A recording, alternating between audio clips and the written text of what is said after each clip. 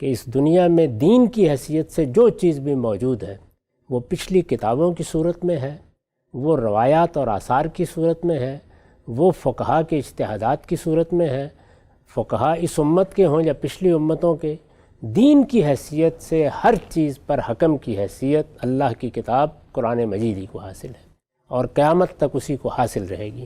سلامتی ہے ان آنکھوں پہ جو ہدایت پہ نظریں جمائے بیٹھی ہیں، ان کانوں پہ جو ذکر خیر کے منتظر رہتے ہیں، اور ان قدموں پہ جو ہدایت کی راہ پہ گامزن ہیں۔ میزان اور فرقان کا اعتراض زیر بحث ہے، اس سلسلے کی آج دوسری نشست آغاز کرتے ہیں۔ ہم سے بہت شکریہ آپ کے وقت کا۔ گزشتہ نشست میں یہ بنیادی مقدمہ کہ قرآن مجید کی آپ کے نزدیک حیثیت کیا ہے، کیا وہی حرف آخر ہے، وہی قول فیصل ہے، وہی فرقان ہے، وہی میزان ہے، وہی مہیمن ہے، اس سلسلے میں آپ کے دلائل کا آغاز ہو چکا تھا، اور ہم نے غامدی صاحب سے جانا تھا کہ قرآن مجید کی 3 آیات انہوں نے اپنے استدلال کی تائید میں پیش کی۔ ہم سے میں چاہتا ہوں سلسلہ گفتگو کو وہیں سے جوڑیں اور بتائیے گا کہ قرآن مجید اپنی اس حیثیت کے بارے میں کیا کہیں اور بھی کلام کرتا ہے، اگر کرتا ہے تو وہ آیات کون سی ہیں؟ میں نے اب تک جو کچھ عرض کیا ہے اس سے یہ حقیقت بالکل واضح ہو جاتی ہے، بلکہ آخری درجے میں واضح ہو جاتی ہے کہ اللہ کی کتاب قرآن ہی میزان ہے اور قرآن ہی فرقان ہے۔ اس ضمن میں جن آیات کو میں نے موضوع بنایا ہے ان میں آپ نے دیکھا کہ بقرہ کی آیت 213 نے اس حقیقت کو بغیر کسی ابہام کے واضح کر دیا کہ اللہ نے اپنی کتابیں نازل ہی اس لیے کی ہیں کہ وہ لوگوں کے لیے حکم بن کر رہیں۔ قرآن مجید بھی اللہ کی کتاب ہے، بلکہ آخری کتاب ہے۔ چنانچہ میں نے عرض کیا کہ سورہ فرقان کی ابتدا میں اور ایک اور مقام پر بھی قرآن نے اپنے بارے میں یہ واضح کر دیا ہے کہ وہ الفرقان ہے۔ الفرقان کا مطلب کیا ہے، اس میں کیا حقیقت بیان کی جاتی ہے، وہ قرآن کو کیا حیثیت دینے کے لیے آیا ہے، یہ سب چیزیں بھی واضح کر دی گئیں۔ اس کے بعد ظاہر ہے یہ سوال پیدا ہوا کہ اللہ کی سب کتابیں میزان و فرقان ہیں، تو پھر پہلی کتابوں کا اور قرآن کا کیا تعلق ہوگا؟ تورات بھی فرقان ہے، انجیل بھی فرقان ہے، زبور بھی فرقان ہے، اور خود قرآن مجید کی جس آیت کو میں نے بنیادی آیت کی حیثیت سے پیش کیا، یعنی بقرہ کی آیت 213، اس میں تمام کتابوں کے بارے میں یہی حقیقت واضح کی گئی ہے کہ اللہ اپنے پیغمبر بھیجتا ہے تاکہ وہ انذار کرے اور لوگوں کو بشارت دے دے، اور ان کے ساتھ کتابیں نازل کرتا ہے۔ اس کا مقصد یہ ہوتا ہے کہ وہ لوگوں کے اختلافات میں حکم بن جائے۔ قرآن مجید سے متعلق جب یہ سوال سامنے آیا تو پھر ہم نے ایک اور آیت کو موضوع بنایا، یہ مائدہ کی آیات تھیں۔ ان میں یہ بیان کیا گیا ہے کہ قرآن مجید پچھلے سلسلہ کتب کے لیے بھی مہیمن ہے۔ مہیمن کا کیا مطلب ہے؟ یہ لفظ کس طریقے سے اسی حقیقت کو واضح کرتا ہے اور پچھلی کتابوں کے بارے میں یہ بتاتا ہے کہ قرآن مجید ان پر امین ہے، ان کے بارے میں فیصلہ کن حیثیت رکھتا ہے، اور میں نے آپ سے عرض کیا کہ ہمارا علم بھی اس کو بالکل اسی طریقے سے پیش کرتا ہے۔ ٹھیک، میرے نزدیک یہ مقدمہ قرآن مجید کے ان مقامات سے بالکل ثابت ہو جاتا ہے، اس میں مزید ایک لفظ بھی کہنے کی ضرورت نہیں ہے۔ یہ بالکل متعین ہو جاتا ہے کہ اس دنیا میں دین کی حیثیت سے جو چیز بھی موجود ہے وہ پچھلی کتابوں کی صورت میں ہے، وہ روایات اور آثار کی صورت میں ہے، وہ فقہا کے اجتہادات کی صورت میں ہے۔ فقہا اس امت کے ہوں یا پچھلی امتوں کے، دین کی حیثیت سے ہر چیز پر حکم کی حیثیت اللہ کی کتاب قرآن مجید ہی کو حاصل ہے اور قیامت تک اسی کو حاصل رہے گی۔ اسی ذیل میں قرآن مجید ایک اور لفظ استعمال کرتا ہے، میزان۔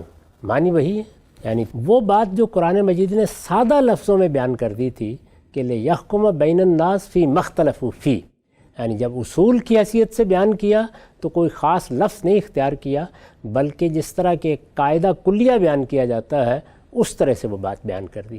اب اس کے بعد ان کتابوں پر اس کا اطلاق کس طریقے سے کیا، قرآن اور دوسری کتابوں کے تعلق میں کیا لفظ استعمال کیا، اور پھر میزان کا لفظ استعمال کر کے کیا چیز واضح کی ہے، اس پر ہم گفتگو کر رہے ہیں۔ قرآن مجید سے متعلق اور اللہ کی کتابوں کے بارے میں ان الفاظ کے ساتھ لفظ میزان 2 مقامات پر آیا ہے۔ اچھا، ایک سورہ حدید میں، دوسرے سورہ شورى میں۔ ذرا دیکھیے کہ کس سیاق و سباق میں یہ بات بیان ہوئی ہے۔ سب سے پہلے ہم سورہ حدید کو لیتے ہیں۔ سورہ حدید سے متعلق یہ بات تو جان لیجئے کہ اس میں وہی چیز بیان ہوئی ہے جو بقرہ کی آیت 213 میں بیان ہوئی ہے۔ اچھا، یعنی وہاں موضوع قرآن نہیں ہے صرف، بلکہ اللہ کی سب کتابیں موضوع ہے۔ یہ چیز بقرہ میں بیان ہوئی تو میں نے آپ کو اس کا پس منظر بتایا، یعنی کیا چیز تھی؟ منافقین نے اختلافات کو بہانہ بنا کر جب یہ کہا کہ دین کے معاملے میں آخری جگہ پر کھڑے ہونے کی کیا وجہ ہے؟ یہ مان لینا چاہیے کہ یہود کی بھی ایک جگہ ہے، نصارہ کی بھی ایک جگہ ہے، اور ان مسلمانوں کی بھی ایک جگہ ہے۔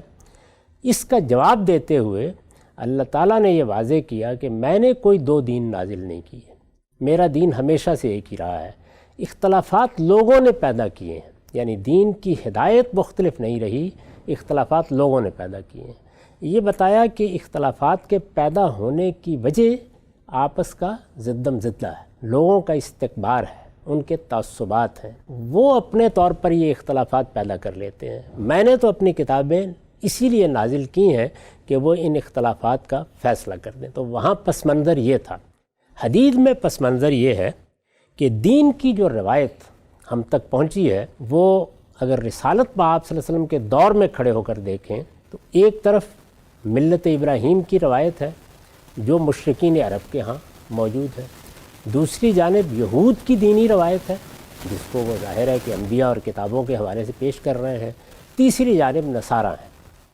قرآن مجید نے جب جہاد کا حکم دیا تو اس پر نصارہ نے جو دینی روایت قائم کر دی تھی اس کے پس منظر میں اعتراض ہوا۔ یہ آپ کے علم میں ہے کہ نصارہ کے ہاں عام طور پر یہ مان لیا گیا کہ اللہ کا پیغام تو محبت کا پیغام ہے، اس میں جنگ و جدال کا کیا سوال، اس میں تو اگر کوئی ایک گال پر تھپڑ مارتا ہے تو دوسرا اس کے سامنے کر دینا چاہیے۔ یہ تصور عرب میں بھی تھا، اور ان لوگوں کے زیر اثر یعنی نصارہ کے زیر اثر وہاں کے مشرکین بھی اس طرح کی بات کرتے تھے۔ جب قرآن مجید نے جہاد کا ذکر کرنا شروع کیا اور جہاد کی ترغیب دی اور لوگوں کو کہا کہ جہاد اللہ کی راہ میں ایک غیر معمولی قدم ہے اور یہ تمہیں اب اٹھانا ہے، جب یہ سب قرآن مجید میں بیان ہونا شروع ہوا تو اس پس منظر میں لوگ معترض ہو گئے۔ یعنی انہوں نے بیان کرنا شروع کیا کہ دین تو محبت کا دین ہونا چاہیے، اس میں جنگ و جدال کا کیا سوال، اس میں مال غنیمت لینا ہے، میدان میں اترنا ہے، یہ کچھ بات سمجھ میں نہیں آ رہی۔ اور چونکہ نصارہ کے ہاں رہبانیت کی روایت پیدا ہو چکی تھی اور رہبانیت کی روایت نے پورے دینی تصور کو بالکل بدل کے رکھ دیا تھا، تو سورہ حدید میں یہ پس منظر اور پھر رہبانیت کی پوری تاریخ زیر بحث آئی ہے۔ اچھا، اللہ تعالیٰ نے بتا دیا کہ رہبانیت کا میں نے کبھی حکم نہیں دیا، یہ ان لوگوں کی اپنی ایجاد ہے، اس کی حیثیت دین میں ایک بدعت کی ہے۔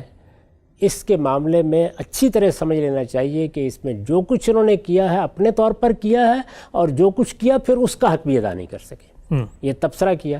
اس ذیل میں اب یہ بتایا جا رہا ہے کہ اللہ تعالیٰ جب بھی پیغمبر بھیجتے ہیں تو ان کے ساتھ کتابیں نازل کرتے ہیں، اور اس لیے نازل کرتے ہیں کہ اس طرح کی غلط تعبیرات کو ختم کر دیا جائے۔ اچھا، یہ پس منظر ہے۔ یعنی دیکھیے کہ وہاں اختلافات کے ذیل میں یہ بتایا کہ دین ایک ہی رہا ہے، اور جب دین ایک ہی رہا ہے تو اللہ کی کتاب اگر آ گئی ہے تو اس کے مقابل میں کوئی چیز نہیں پیش کی جا سکتی۔ یہاں یہ بیان کیا جا رہا ہے کہ تم نے جو کچھ دین کی تعبیرات کر لی ہیں، اگر اس میں سے جہاد کو نکال دیا ہے، اگر رہبانیت اس میں داخل کر دی ہے، کوئی بدعت اس میں پیدا کر دی ہے، دین اور شریعت کے بارے میں کوئی غلط فہمی پیدا کر دی ہے، تو اللہ تعالیٰ کا ہمیشہ سے یہی طریقہ رہا ہے کہ وہ اپنی کتاب کے ذریعے سے یہ فیصلہ کیا کرتا ہے۔ اس کو سامنے رکھیے، یعنی سورہ میں جو کچھ بیان ہوا ہے اس کا پس منظر یہ ہے، اور اس کے بعد ذرا وہ آیات سنیے۔ ارشاد فرمایا ہے لَقَدْ أَرْسَلْنَا رُسُلَنَا بِالْبَيِّنَاتِ وَأَنزَلْنَا مَعَهُمُ الْكِتَابَ وَالْمِيزَانَ لِيَقُومَ النَّاسُ بِالْقِسْطِ۔ وہی مضمون ہے جو بقرہ کی 213 آیت میں بیان ہوا ہے، وہاں الفاظ مختلف ہیں، یہاں اسلوب بالکل الگ ہے، اور یہ قرآن کا عام طریقہ ہے۔ چنانچہ ترجمہ سنیے کیا ہے۔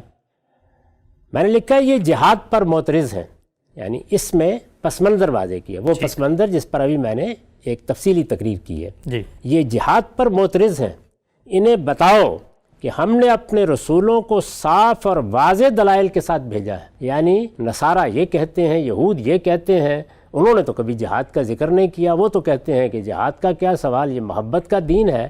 ان اختلافات کو بہانہ بنا کر یہاں قرآن مجید نے جب جہاد کا حکم دیا تو اس پر لوگ اعتراض کر رہے ہیں۔ اچھا، یعنی وہی اختلافات ہیں جو بہانہ ہے۔ اب آپ جہاد کے لیے بلائیں گے تو یکسوئی نہیں ہوگی اس کے اندر، کچھ لوگ آپ کی آواز سن کر آگے بڑھیں گے اور کچھ کہیں گے کہ دین میں جہاد کا کیا کام اور دین میں تلوار کا کیا کام اور دین میں قتال کی کیا حیثیت، یہ سوال ہوگا نا۔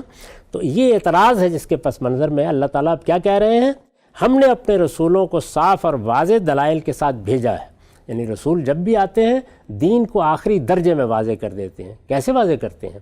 فرمایا اور ان کے ساتھ اپنی کتاب اور میزان نازل کی ہے تاکہ لوگ حق و باطل کے معاملے میں ٹھیک انصاف پر قائم ہو جائے۔ اب یہ دیکھیے کہ قرآن مجید کا اسلوب کیا خوبصورت اسلوب ہے۔ وہاں یہ تھا کہ اللہ نے نبی بھیجے، بعث اللہ النبیین مبشرین و منذرین۔ یہاں کیا ہے، لقد ارسلنا رسلنا بالبینات، اللہ کے رسول کھلی کھلی نشانیاں لے کے واضح دلائل لے کے آئے ہیں۔ وہاں کیا تھا، وَأَنزَلَ مَعَهُمُ الْكِتَابَ، یہاں کیا ہے، وَأَنزَلْنَا مَعَهُمُ الْكِتَابَ۔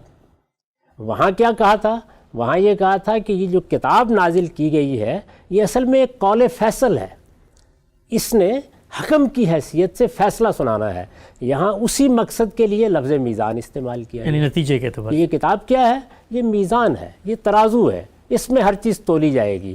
اور پھر جس طرح وہاں یہ کہا کہ لِيَحْكُمَ بَيْنَ النَّاسِ فِي مَا اخْتَلَفُوا فِيهِ، کہ یہ کتابیں اس لیے نازل کی گئی ہیں کہ یہ لوگوں کے مابین ان کے اختلافات کا فیصلہ کر دیں۔ اختلافات کا فیصلہ ہوگا تو نتیجہ کیا نکلے گا، یعنی لوگ دین کے معاملے میں ٹھیک جگہ پر آ جائیں گے۔ یہاں اس نتیجے کو بیان کیا، لِيَقُومَ النَّاسُ بِالْقِسْطِ، یعنی ہم نے یہ کتابیں نازل کی، میزان کی حیثیت سے نازل کی، ترازو کی حیثیت سے نازل کی، تاکہ ان کتابوں کے ذریعے سے تم ہر چیز کو تول کر فیصلہ کر سکو کہ کیا حق ہے اور کیا باطل ہے۔ اور میزان کس لیے ہوتی ہے، تاکہ انصاف کی بات سامنے آ جائے، ہر چیز پورے تول کے ساتھ سامنے آ جائے، ہر چیز پورے ماپ کے ساتھ سامنے آ جائے۔ تو اس کو بیان کیا تاکہ لوگ ٹھیک انصاف پر قائم ہو جائیں، کس معاملے میں، حق و باطل کے معاملے میں۔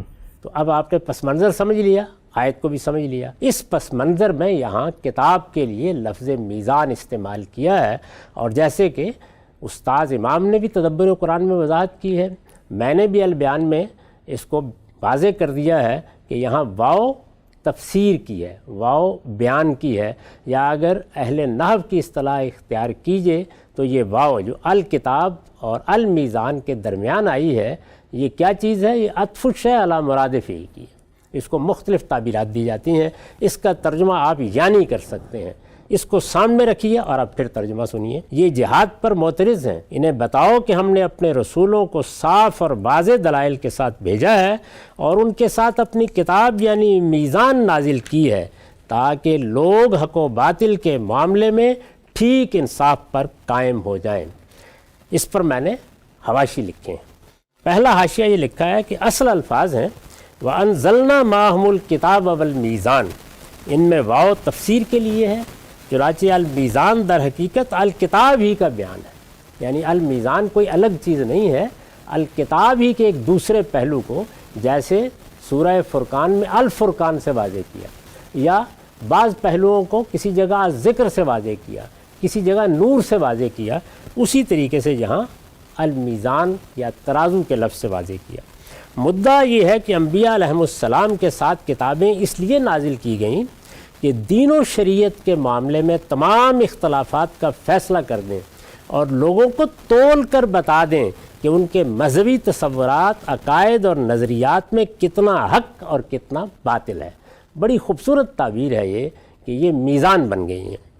اب اس کے بعد جو یہ فرمایا کہ لوگ اس کے نتیجے میں حق و باطل سے متعلق ہر چیز میں ٹھیک انصاف پر قائم ہو جائیں، اس پر میں نے لکھا ہے یعنی ٹھیک وہ راستہ اختیار کر لیں جس میں کوئی کج پیش نہ ہو، اور اپنے دینی تصورات کو تمام انحرافات، بدعات اور باطل نظریات سے پاک کر کے سیدھے اور صاف حق پر قائم ہو جائیں۔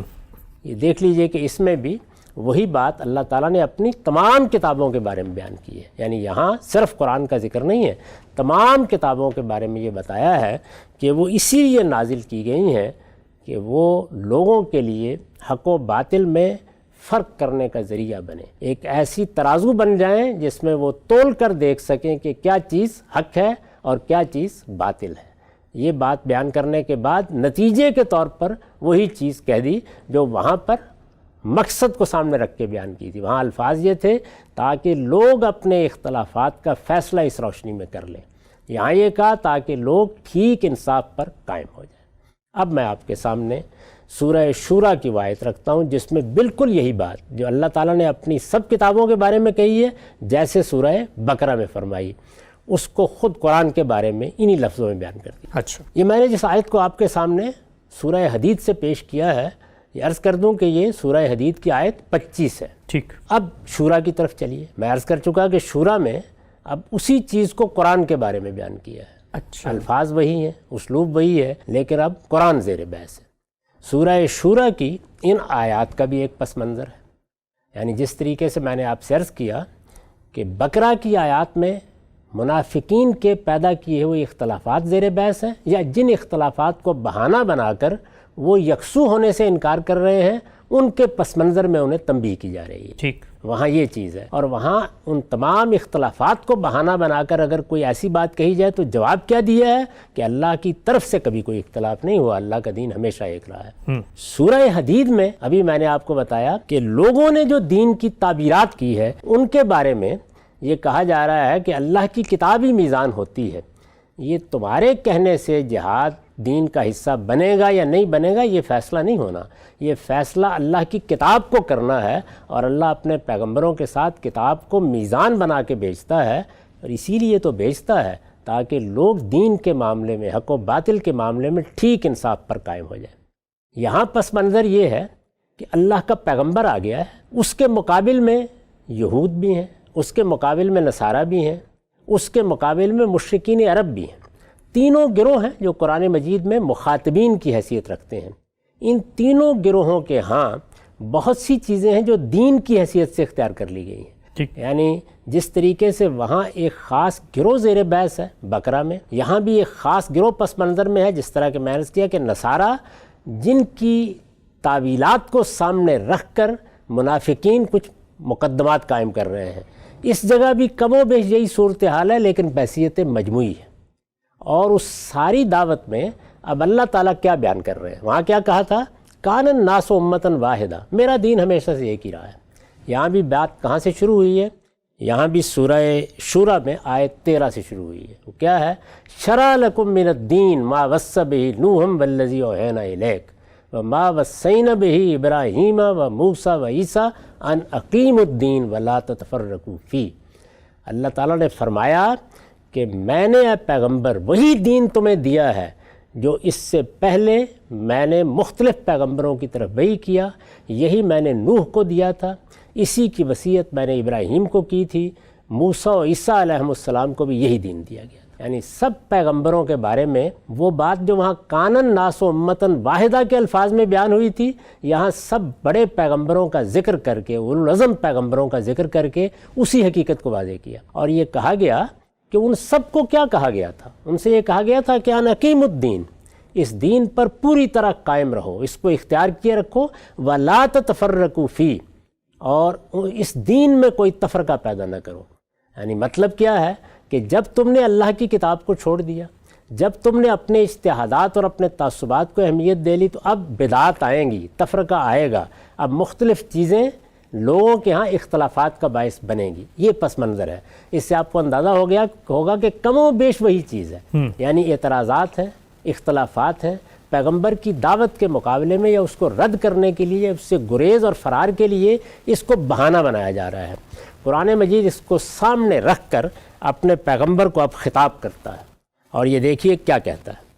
فرمایا ہے فَلِذَٰلِكَ فَادْعُ، یہ میں آیت 15 سے پڑھ رہا ہوں۔ فَلِذَٰلِكَ فَادْعُ وَاسْتَقِمْ كَمَا أُمِرْتَ وَلَا تَتَّبِعْ أَهْوَاءَهُمْ وَقُلْ آمَنْتُ بِمَا أَنزَلَ اللَّهُ مِنْ كِتَابٍ وَأُمِرْتُ لِأَعْدِلَ بَيْنَكُمْ اللَّهُ رَبُّنَا وَرَبُّكُمْ لَنَا أَعْمَالُنَا وَلَكُمْ أَعْمَالُكُمْ لَا حُجَّةَ بَيْنَنَا وَبَيْنَكُمْ اللَّهُ يَجْمَعُ بَيْنَنَا وَإِلَيْهِ الْمَصِيرُ وَالَّذِينَ يُحَاجُّونَ فِي اللَّهِ مِن بَعْدِ مَا اسْتُجِيبَ لَهُ حُجَّتُهُمْ دَاحِضَةٌ عِندَ رَبِّهِمْ وَعَلَيْهِمْ غَضَبٌ وَلَهُمْ عَذَابٌ شَدِيدٌ اللَّهُ الَّذِي أَنزَلَ الْكِتَابَ بِالْحَقِّ وَالْمِيزَانَ وَمَا يُدْرِيكَ لَعَلَّ السَّاعَةَ قَرِيبٌ يَسْتَعْجِلُ بِهَا الَّذِينَ لَا يُؤْمِنُونَ بِهَا والذین آمنوا مشفقون منها ویعلمون انها الحق الا ان الذین یمارون فی الساعة لفی ضلال بعید۔ یہ میں نے آیت 18 تک پڑھا ہے جی۔ ترجمہ سنیے، سوائے پیغمبر تم اسی دین کی دعوت دو جو سب پیغمبروں کا دین ہے۔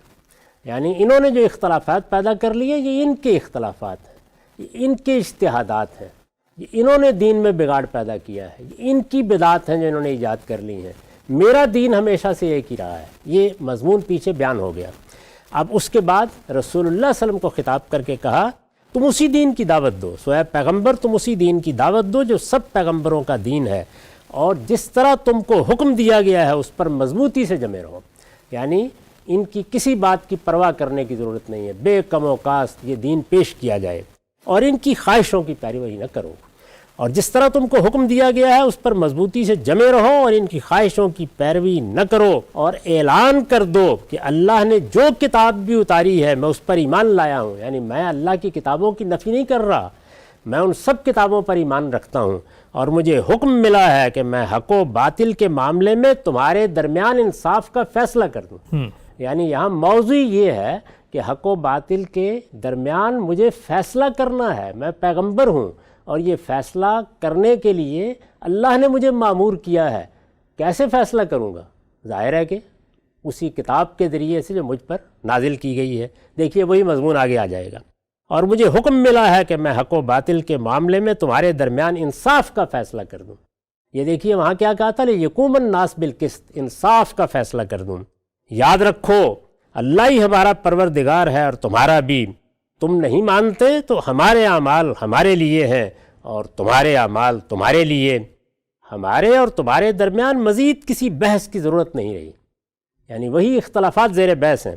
اللہ قیامت کے دن ہم سب کو جمع کرے گا اور اسی کی طرف سب کو جانا ہے۔ یہ ہم جانتے ہیں کہ جگہ جگہ قرآن میں یہ کہا گیا ہے کہ جو لوگ اختلافات پر قائم رہیں گے اللہ پھر قیامت میں ان کا فیصلہ کرے گا۔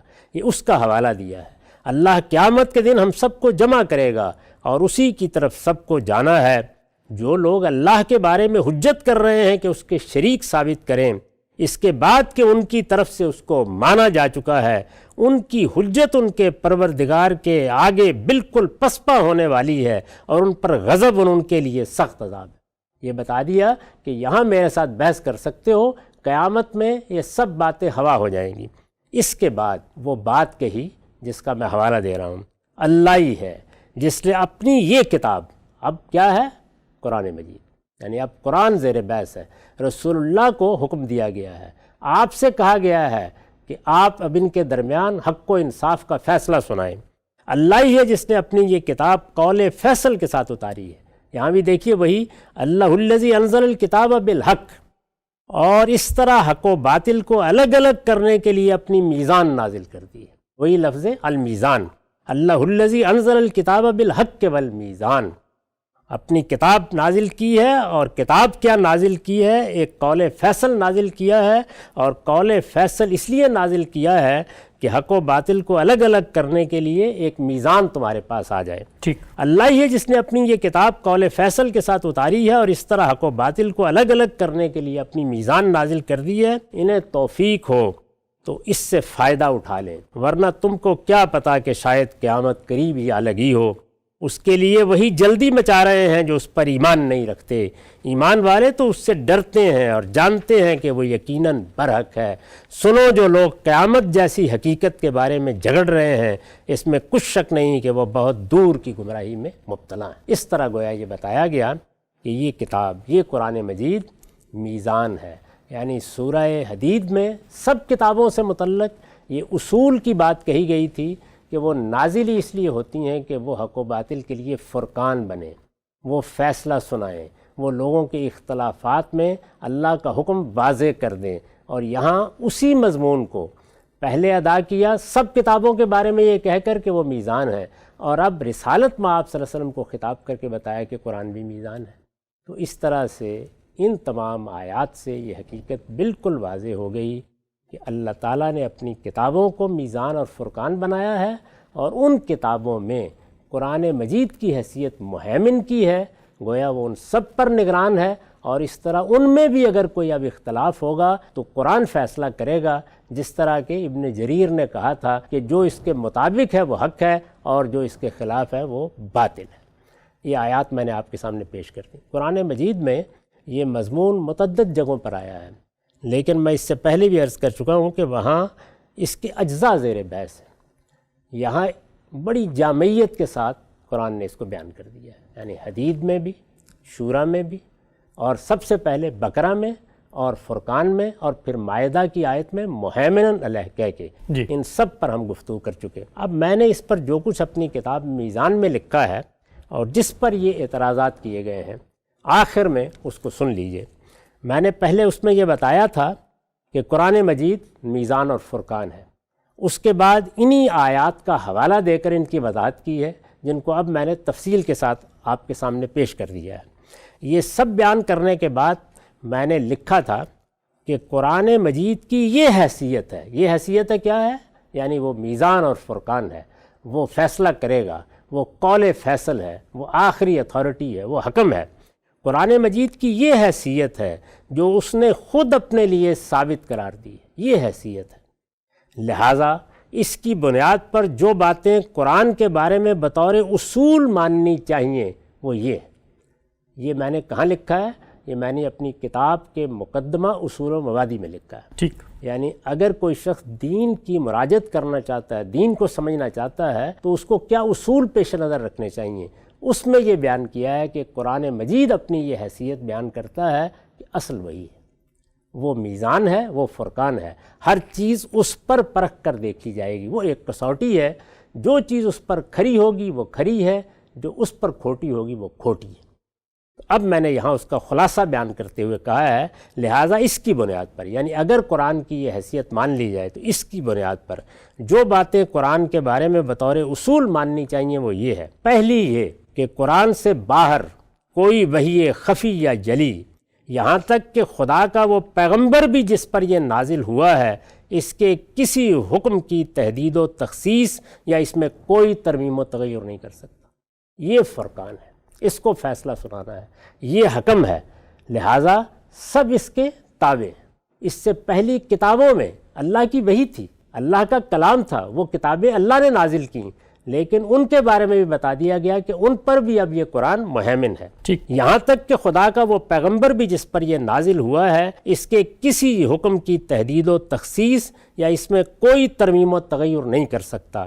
دین میں ہر چیز کے رد و قبول کا فیصلہ اس کی آیات بینات ہی کی روشنی میں ہوگا، یعنی کس چیز کو ماننا ہے اور کس چیز کو رد کر دینا ہے، اس کا فیصلہ اس کی آیات بینات، اس کی واضح آیات ہی کی روشنی میں ہوگا۔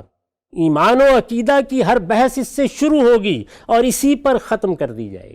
ہر وحی، ہر الہام، ہر القاء، ہر تحقیق اور ہر رائے کو اس کے تابع قرار دیا جائے گا، اور اس کے بارے میں یہ حقیقت تسلیم کی جائے گی کہ ابو حنیفہ و شافعی، بخاری و مسلم، اشری و ماتریدی اور جنید و شبلی، ہماری امت میں یہ وہ لوگ ہیں کہ جو مختلف نقطہ نظر کی نمائندگی کرتے ہیں، یعنی فقہ کا علم ابو حنیفہ اور شافعی اس کی نمائندگی کرتے ہیں، محدثین میں بخاری و مسلم کا غیر معمولی مقام ہے، علم کلام میں اشری و ماتریدی ہیں جن کی زیادہ تر لوگ پیروی کر رہے ہیں، اور تصوف میں جنید و شبلی۔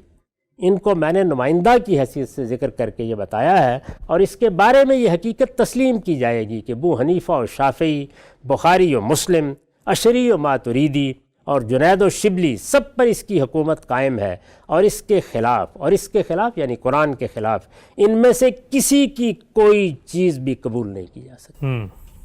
دوسری یہ پہلی بات تھی۔ دوسری یہ کہ اس کے الفاظ کی دلالت اس کے مفہوم پر بالکل قطعی ہے، یعنی یہ کوئی ضنی چیز نہیں ہے، نہ یہ ہم تک پہنچنے میں ضنی ہے، یہ اپنے ثبوت کے لحاظ سے قطعی ہے، اور نہ اس کے مدعا کے بارے میں کوئی ظن باقی رہتا ہے۔ اس میں وہ تمام چیزیں اکٹھی کر دی جاتی ہیں جس کے بعد اگر ہم تدبر کریں اور ہر رکاوٹ دور کر دیں تو بالکل قطعی نتیجے تک پہنچ جاتے ہیں۔ دوسری یہ کہ اس کے الفاظ کی دلالت اس کے مفہوم پر بالکل قطعی ہے، یہ جو کچھ کہنا چاہتا ہے پوری قطعیت کے ساتھ کہتا ہے، اور کسی معاملے میں بھی اپنا مدعا بیان کرنے سے ہرگز قاصر نہیں رہتا۔ اس کا مفہوم وہی ہے جو اس کے الفاظ قبول کر لیتے ہیں، وہ نہ اس سے مختلف ہے نہ متمائن۔ اس کے شہرستان معانی تک پہنچنے کا ایک ہی دروازہ ہے، اور وہ اس کے الفاظ ہیں۔ وہ اپنا مفہوم پوری قطعیت کے ساتھ واضح کرتے ہیں، اس میں کسی ریب و گمان کے لیے ہرگز کوئی گنجائش نہیں ہوتی۔ یہ ہمارا مقدمہ ہے، قرآن کو یہ حیثیت ہم دیتے ہیں۔ ہمارے اور دوسرے لوگوں کے مابین چیزوں کو سمجھنے میں جو کچھ اختلافات ہوتے ہیں وہ اسی مقدمے کی بنا پر ہوتے ہیں۔ یعنی ہمارے نزدیک دین میں اصل کی حیثیت اللہ کی کتاب قرآن مجید کو حاصل ہے۔ ہم اس سے پیچھے جو کتابیں ہیں ان کے حرف حرف سے استفادہ کرتے ہیں۔ ہم رسالت مآب صلی اللہ علیہ وسلم کی نسبت سے ایک ایک روایت کو اپنے لیے سرمایہ سمجھتے ہیں۔